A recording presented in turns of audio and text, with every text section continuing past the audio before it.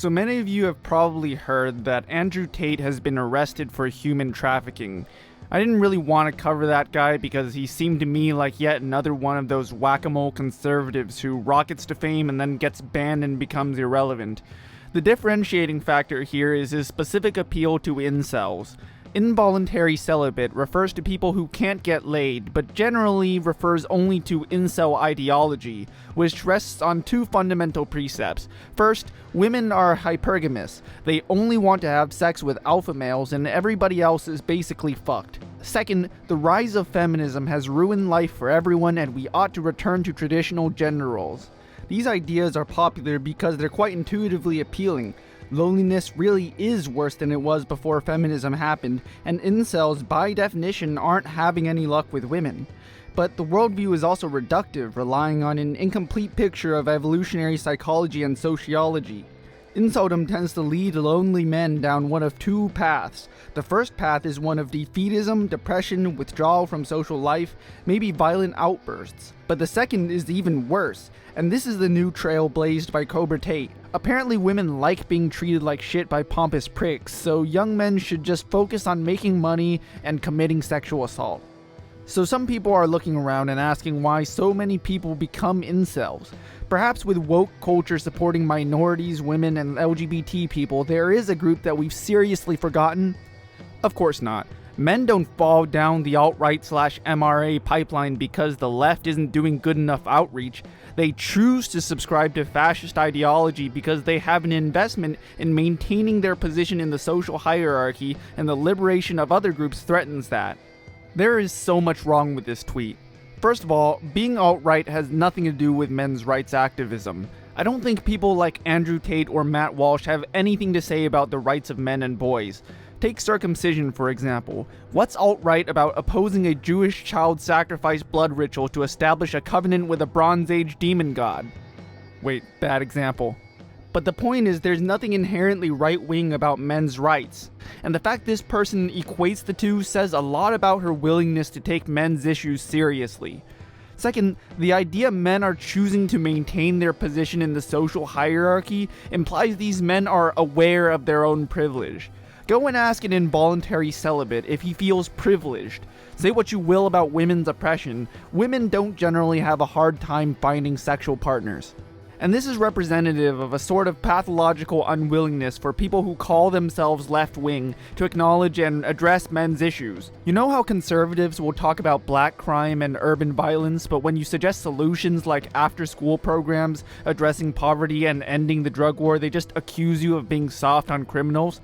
This is basically the feminist version of 1350, but for men. It's super essentialist and it's not left-wing. I've tried to avoid talking about this guy too, but Vosh basically started the most recent wave of discussion, and he seems to be a magnet for terrible criticism. Getting the feeling some leftists are actually okay with the increasing popularity of incel/neo-chauvinist ideas because it confirms their pre-existing biases against men.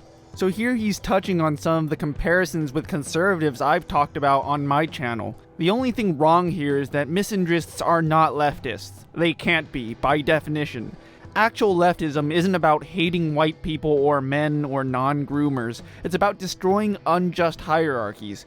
We've already seen with TERFs that you can't do that if you think women are innately superior to men. But lo and behold, we can see the thought process behind all the dumbest responses to Vosh's tweet.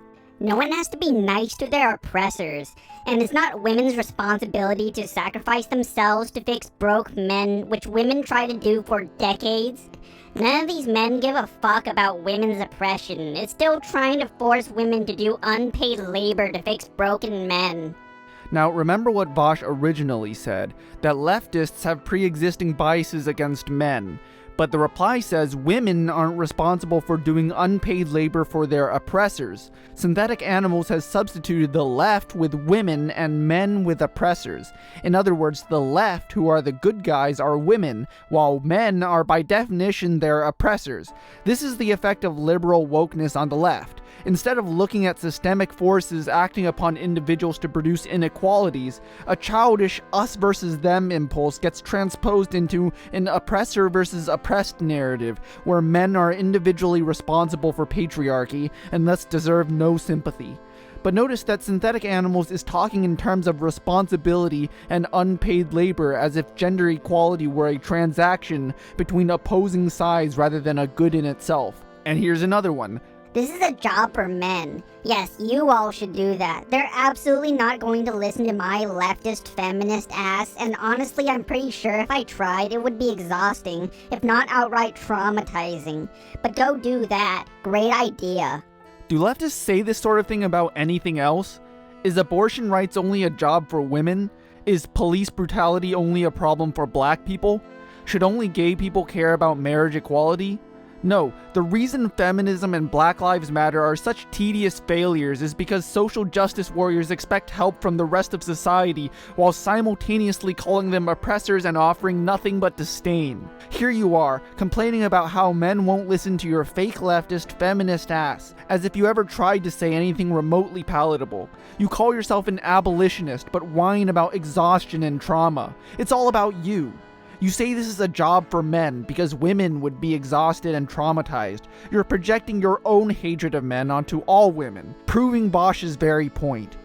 But this is not about Bosch. This is not about feminism. It's not about incels, and it's not about Andrew Tate. At the end of the day, this is about men. And as we see with the rising trend of depressed white men becoming domestic terrorists, this is eventually about all of us. So let's start small, shall we? How about you self-described leftists take the first step and stop being actively hostile to men? Stop blaming everything on patriarchy and toxic masculinity and pushing feminism as the solution to everything, and just listen. Listen. And coddle my ballsack a little. I'm and I approve this message.